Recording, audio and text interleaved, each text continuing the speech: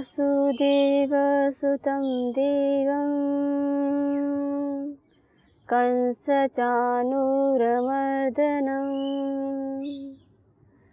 देवकी परमानन्दं नमामि योगेश्वरं नमामि योगेश्वरं नमामि योगेश्वरम्। श्रीमद् भगवद गीता के तृतीय अध्याय कर्मयोग के विषय में हम सभी चर्चा कर रहे हैं, उसका स्वाध्याय कर रहे हैं। तो योगेश्वर जी कि मनुष्य के लिए उसका जो कर्तव्य कर्म है वह करना अत्यंत आवश्यक है। इसी को लेते हुए योगेश्वर जी ने हम सभी को बताया था, इस सृष्टि की रचना को दिखाते हुए कि समस्त सृष्टि उस परम पिता परमात्मा ने जो सृष्टि रची है, यह सारी सृष्टि भी अपना अपना जो कर्तव्य कर्म है वह कर रही है।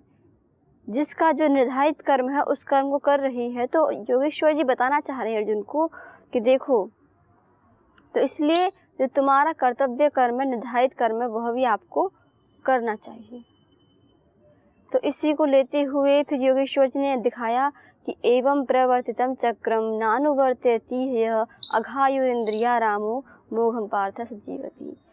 क्योंकि पहले ही बता दिया कि सबको अपना कर्तव्य कर्म करना अत्यंत आवश्यक है, क्योंकि इसकी प्रेरणा हमें इस सृष्टि को देखकर मिलती है। जैसे कि उस परम पिता परमात्मा सृष्टि को रचा है, सब अपना अपना कार्य सुचारू रूप से कर रहे हैं। तो योगेश्वर जी कह रहे हैं इसलिए मनुष्य के लिए भी अत्यंत आवश्यक है वह अपना जो कर्तव्य कर्म है, निर्धारित कर्म है, उसको करें। तो हमने कल देखा था कि योगेश्वर जी ने बताया कि जो इस प्रकार अर्थात जैसे कि जो उसके नियत कर्म उस प्रकार अपने आचरण नहीं करता है, तो योगेश्वर जी कहते हैं कि देखो, वह मनुष्य अघायु इंद्र रामु अर्थात जो केवल अपने इंद्रियों की तृप्ति के लिए ही सोचता है, इससे अलग नहीं सोचता है, अपने कर्तव्य कर्म का अच्छी प्रकार से पालन नहीं करता, तो कहते हैं मोघम पार्थ जीवति। तो फिर वह मनुष्य मोघ अर्थात व्यर्थ ही जीता है। बताना चाह रहे हैं कि उसका इस मनुष्य शरीर को धारण किए हुए जो प्रमुख प्रयोजन था, जो उसका प्रमुख लक्ष्य था, उसको उसने पूर्ण नहीं किया। तो पूर्ण नहीं किया तो कह रहे हैं कि उसकी जो स्थिति है वह हास्यास्पद है। अर्थात कि वह ना तो चाह रहा है कि सिर्फ इंद्रियों की तृप्ति से ही तृप्त हो जाएगा, तो कह रहे वो भी तो हो नहीं सकता है, और परम पिता परमात्मा की जो कृपा है उससे यह वंचित हो जाता है। और इससे पहले हमने योगेश्वर जी ने बताया था कि जो मनुष्य कर्तव्य का पालन नहीं करते हैं वो व्यर्थ जीते हैं। वह फिर आगे बताया था कि फिर वो अगर अपने कर्तव्य को पालन नहीं करते हैं तो पापी अनेकों संज्ञाएं उनको दी। यहाँ इन श्लोकों के माध्यम से योगेश्वर जी केवल और केवल मनुष्य को उसका कर्तव्य बोध कराने के लिए बता रहे हैं और उनको सचेत जागरूक कर रहे हैं। तो आज हम स्वाध्याय करेंगे योगेश्वर जी की उस परम दिव्य वाणी का, कि जिसमें योगेश्वर जी बताएंगे कि जो साधक अपने कर्तव्य का पालन करता है तो फिर उसकी स्थिति क्या होती है। क्योंकि ये पहले बताया कि जो नहीं करता है उसकी स्थिति क्या होती है, अब बताएंगे कि जो अपने कर्तव्य का अच्छे प्रकार से पालन करता है तो उसकी स्थिति क्या होती है। तो आइए आज हम योगेश्वर जी की परम दिव्य वाणी का श्रवण करते हुए स्वाध्याय करते हैं कि उस साधक की स्थिति क्या होती है। तो योगेश्वर जी कहते हैं, हे अर्जुन, यस्त्वात्मरतिरेव स्यात् आत्मतृप्तस्य मानवः। योगेश्वर जी कहते हैं कि हे अर्जुन, फिर उसकी स्थिति का वर्णन सुनो।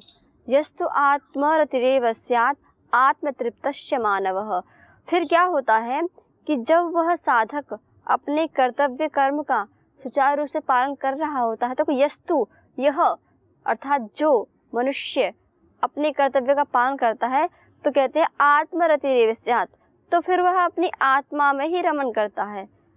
आत्मा में रमण करने का अर्थ है कि योगेश्वर जी बताना चाह रहे हैं कि अगर कोई निष्काम भाव से अपने कर्तव्यों का पालन करता है, उस परम पिता परमात्मा को अर्पित करते हुए अपने कर्तव्यों को करता है, तो कहते हैं तो फिर उस साधक की आत्मा में रति हो जाती है।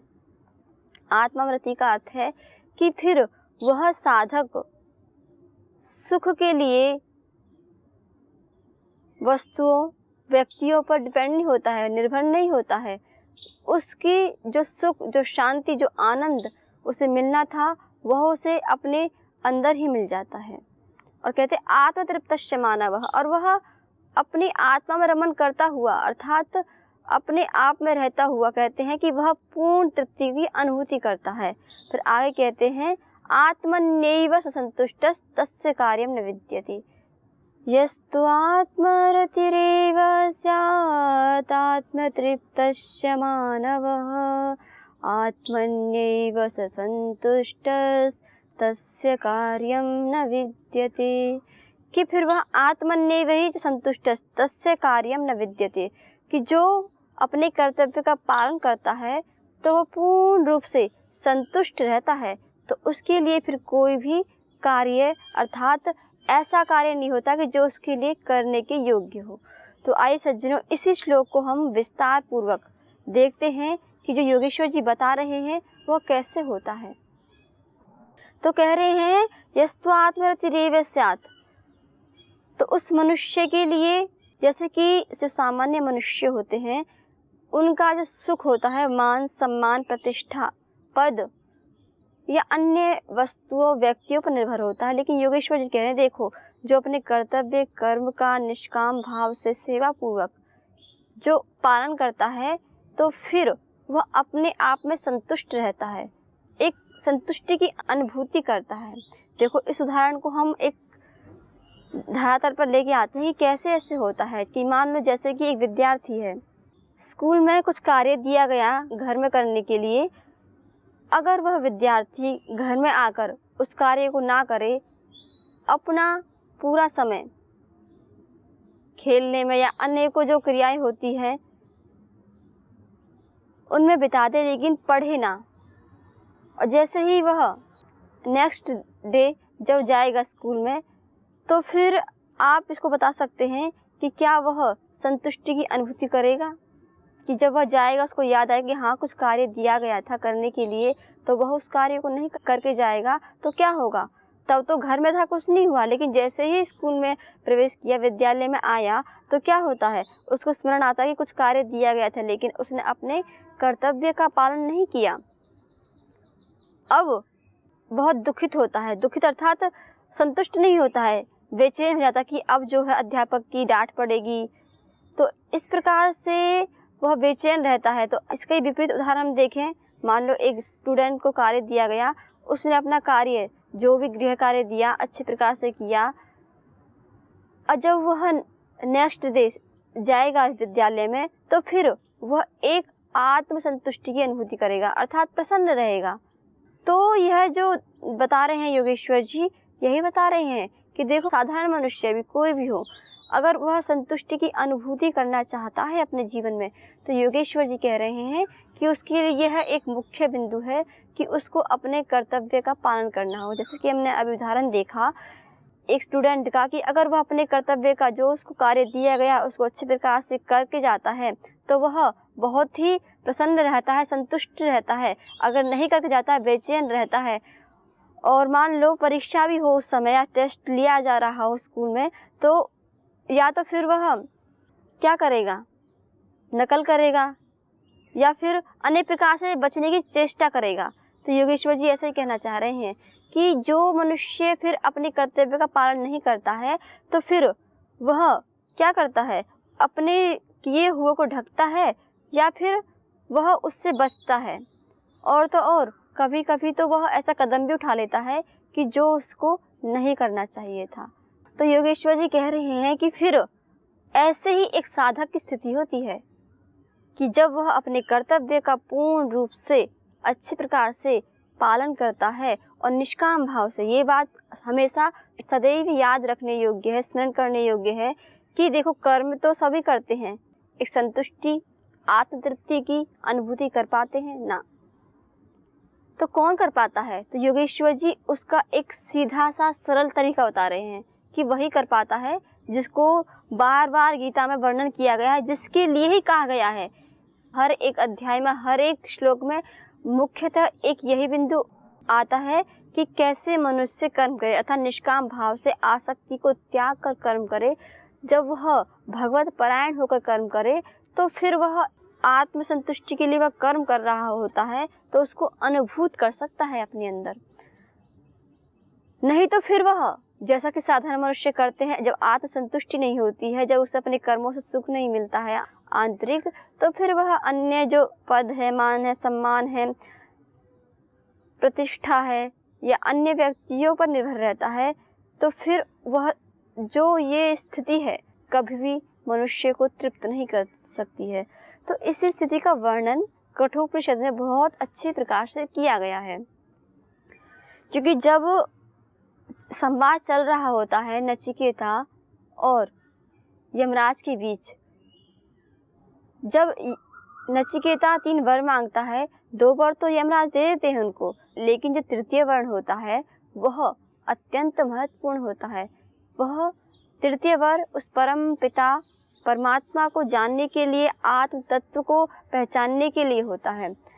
तो जब वह उस वर को मांग रहे होते हैं तो यमराज उनकी परीक्षा लेते हैं और बार बार संसार के प्रलोभन देते हैं और उनको यही कहते हैं कि आप ये वर मत मांगो। तो बहुत सारे प्रलोभन देते हैं कि सारी सृष्टि का साम्राज्य मांग लो, लेकिन ये जो वर मांग रहे हो इस वर में क्या रखा है? तो उसी को कह रहे हैं। देखो यमराज जी कहते हैं, ये कामा दुर्लभा मर्त्य लोके सर्वान् कामान् छन्दसा प्रार्थयस्व इमा रामा सरता सतुर्या नहि लंघनीया दृश्ये। क्या कह रहे हैं यमराज जी? ये कामा दुर्लभा मर्त्य लोके, हे नचिकेता, जो इस संसार में, सृष्टि में आपको जो काम, जो आपको सुख बहुत दुर्लभ लगते हैं, ऐसे सुखों को मैं आपको देने के लिए तैयार हूँ। आप उन सुखों को मांग लो। सर्वान कामा छंदसा प्रार्थयते, और जितनी भी आपकी इच्छा है, छंदस अर्थात इच्छा अनुसार, उन सभी को प्रार्थयते अर्थात उन सभी को आप मुझसे मांग लो। कहते हैं इमा रामा सरथार, जो भी आपको दिखाई दे रहे हैं अप्सराएं, आप इससे भी अच्छे अच्छे रथ, महल, कुछ भी मांग लो। तो कहते हैं नहीं दृशा लंबनिया मनुष्य ही, क्योंकि जो इस प्रकार का मैं आपको दिखा रहा हूँ ना, जो साधारण मनुष्य, जो इस पृथ्वी पर रहने वाले मनुष्य हैं, उनके लिए ये सौभाग्य में नहीं है। तो इसलिए मैं आपको कह रहा हूँ कि आप इनको मांग लो। आगे कहते हैं आविर्मत्ताभि परिचार्यस्व, अर्थात आप मुझसे इनसे भली भांति अच्छी प्रकार से मांग लो। नचिकेता मरणमान प्राक्षी ही, लेकिन हे नचिकेता, आप इस आत्म तत्व के विषय में मत पूछो, उस परमात्म तत्व के विषय में मत पूछो, इसमें क्या रखा है। क्योंकि यमराज नचिकेता की परीक्षा ले रहे हैं। कहीं जो ये पूछ रहा है सिर्फ ऊपर से तो नहीं पूछ रहा है, क्या इसकी जो गहरी प्यास है, तो उसी परीक्षा का परीक्षण कर रहे हैं और ऐसे ऐसे प्रलोभन दे रहे हैं कि आप मुझसे कुछ भी मांग लो। तो देखिए आगे नचिकेता जी क्या कहते हैं, उसका क्या उत्तर देते हैं। एक 5 सप्तवर्षीय बालक उस आत्म तत्व का बोध कराता है। तो क्या कहते हैं नचिकेता जी, जैसा कि योगेश्वर जी कह रहे हैं अभी कि वह जो साधक है वह सुख के लिए अन्य मान, सम्मान, प्रतिष्ठा, पद, व्यक्ति, वस्तु पर निर्भर नहीं होता है। वह अपना जो कर्तव्य कर्म है उसको निष्काम भाव से करता है, तो उसके बाद उसको एक आत्म संतुष्टि की अनुभूति होती है। तो उसी को इस श्लोक में कठोपनिषद में भी कहा है नचिकेता जी ने कि क्या कहते हैं। तो नचिकेता जी कहते हैं यमराज सुनो, इनसे तो तृप्ति कभी होने वाली है नहीं। शोभावमर्तस्य दन्तकैकत् सर्वेन्द्रियाणां जरयन्ति तेज अपि सर्वं जीवतमल्पमेव तवैव वाहस्तव मृत्युलोके। तो कहते हैं शोभावमर्तस्य दन्तकैकत्, कि हे यमराज सुनो कि जिन इतने बड़े बड़े प्रलोभों का आप मुझे दे रहे हो, इतनी बड़ी विशाल जो पृथ्वी लोक पर न मिलने वाले जो वैभव हैं, जो सुख है आप मुझे देने की बात कर रहे हो, तो सुनो, ये जो सारे के सारे सुख है ना, शोभा मर्तस्य यदंत कैकत, कि ये शोभा अर्थात एक क्षण भंगुर है, मर्तस्य अर्थात मरणशील जो शरीर है उसके लिए क्षण भंगुर है। और आगे बताते हैं बहुत ही जो तत्व की बात है, नचिकेता जी कहते हैं कि जो ये सारे के सारे जो आप मुझे सुख देने की बात कर रहे हो, तो कहते हैं ये सारे क्या करते हैं, सर्वेंद्रियाणाम जरयन्ति तेजः, हे यमराज, ये सारे के सारे जो इंद्रियों का तेज है ना, उसको ये नष्ट करने वाले हैं। क्योंकि जैसे ही मनुष्य अधिक से अधिक जो आप मुझे विषय दे रहे हो इनका भोग करता है, तो उससे उसके इंद्रियां की जो शक्ति है, जो सामर्थ्य है, वो क्षीण हो जाता है। तो कह रहे हैं कि ये किसी काम के नहीं है। तो कहते हैं अपि सर्वम जीवतम अल्पमेव, और तो और आप ना इस जीवन में कितना भी दे दो सुख वैभव, क्योंकि ऐसा संसार में देखा जाता है जिसके पास जितना होता है, अगर आत्मज्ञान नहीं है तब की स्थिति है ये। अगर आत्मज्ञान नहीं है, उसके पास कितनी भी धन दौलत संपत्ति मान सम्मान सब कुछ हो, लेकिन फिर भी वह मनुष्य और अधिक प्राप्त करने की इच्छा करता है। तो उसी भाव को कह रहे हैं नचिकेता जी, अपि सर्वम जीवतम अल्पमेव, कि जीवन भर आप चाहे मेरी आयु बढ़ा दो और कितने भी संसार के सुख दे दो, लेकिन फिर भी कह रहे हैं ये अल्पमेव, फिर भी ये जो मनुष्य है ना, इसको ये अल्प ही लगते हैं, अर्थात ये इसको कम ही लगते हैं। चाहे आप मुझे कितना भी संसार का वैभव दे दो, लेकिन फिर भी तो अगर इनसे जो इंद्रियां हैं उनकी तृप्ति कभी भी नहीं हो सकती है। तो कहते हैं तवै वाहास तव नृत्य गीते, कि जिनकी आप वो बात कर रहे हो कि अप्सराएं जो भी ये संसार की वैभव है वो आप मेरे को देने की बात कर रहे हो, तो कह रहे तवै वाहास, ये जो आप मुझे देने की बात कर रहे हो ना, तवै वाहास अर्थात वो तेरे को ही स्वीकार हो, वो तेरे लिए हो, मेरे लिए तो नहीं। तो इसलिए अतः हे यमराज, मैं तो केवल और केवल उस आत्म तत्व के विषय में जानना चाहता हूँ, जिसे जानकर मनुष्य आत्मा में संतुष्ट रहता है, जिसे जानकर वह पूर्ण सुख की अनुभूति करता है। तो हे यमराज, इन जो वैभव सुख की आप बात कर रहे हो, इनसे कभी भी किसी मनुष्य की किसी हालत में किसी परिस्थिति में संतुष्टि नहीं होने वाली है। तो अगला पद जो कहते हैं योगेश्वर जी इस श्लोक में, तो नचिकेता जी ने इतना बताया, जो बात योगेश्वर जी कह रहे हैं उसी तत्व को नचिकेता जी ने भी कहा कि देखो, जैसा योगेश्वर जी कह रहे हैं कि वह जो साधक अपने कर्तव्य का पालन करते हुए निष्काम भाव से किसी आसक्ति कामना को त्याग कर और पूर्ण रूप से अपने कर्तव्य का पालन करता है, तो वह अपने अंदर एक सुख की अनुभूति करता है। तो आगे योगेश्वर जी एक तत्व कहा, एक बात को कहा, न तस्य कार्य विद्यते, कि उस साधक के लिए कोई कार्य नहीं होता है करने योग्य। तो क्या इसका मतलब यह है कि फिर वह साधक कर्म ना करे? तो इस बात का जो ये श्लोक में जो पद आया है, इसका अर्थ योगेश्वर जी ये बताना चाह रहे हैं कि फिर जो वह साधक कर्म करता है, जैसा कि हमको अपने महापुरुषों को देखा भी है, महर्षि दयानंद, स्वामी विवेकानंद जी, अनेकों महापुरुष हुए, तो जिन्होंने अपने आश्रम के अनुसार, जो स्वधर्म के अनुसार जो उनके कर्तव्य कर्म थे, जो एक सन्यासी होने के नाते जो उनको अपना कर्तव्य कर्म करना चाहिए था, उन्होंने किया, लेकिन सर्वतः भगवत प्राप्ति के लिए किया, इस संसार में दिव्यता फैलाने के लिए किया। तो उसी को योगेश्वर जी कह रहे हैं कि तस्य कार्यं न विद्यते, कि वह अपने लिए कोई कार्य नहीं करता है, अपने मन बुद्धि या फिर अपने इंद्रियों की तृप्ति के लिए या अपने इंद्रियों को सुख पहुंचाने के लिए कार्य नहीं करता है। तो किस लिए कार्य करता है? तो कहते हैं लोक संग्रह के लिए कार्य करता है। लोक संग्रह का अर्थ है कि संसार के हित के लिए कार्य करता है। इस संसार में अधिक से अधिक कैसे मनुष्य सुखी रह सके, कैसे वह एक दिव्य भाव में रह सके, उसके लिए वह कार्य करता है।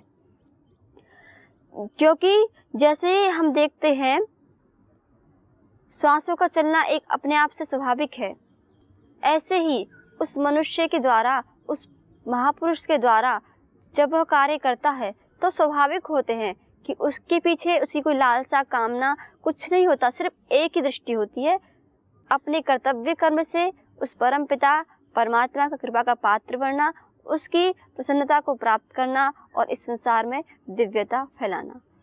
तो योगेश्वर जी ने इन श्लोकों के माध्यम से हम सभी को, जैसा कि पहले बताया था कि जो कर्तव्य का पालन नहीं करेगा तो उसकी क्या स्थिति होगी, तो योगेश्वर जी ने इन श्लोक में बताया कि जो अपने कर्तव्य का पालन भली भांति करेगा, तो कह रहे हैं तो फिर उसकी यह स्थिति आएगी। तो देखिए हमारे हाथ में है कि हम कौन सी स्थिति को लाना चाहते हैं, कि हम अपने जीवन में परम संतुष्ट से युक्त कार्य कर सकते हैं और अपने जीवन में संतुष्टि, सुख की अनुभूति, आत्मतृप्ति की अनुभूति करना चाहते हैं।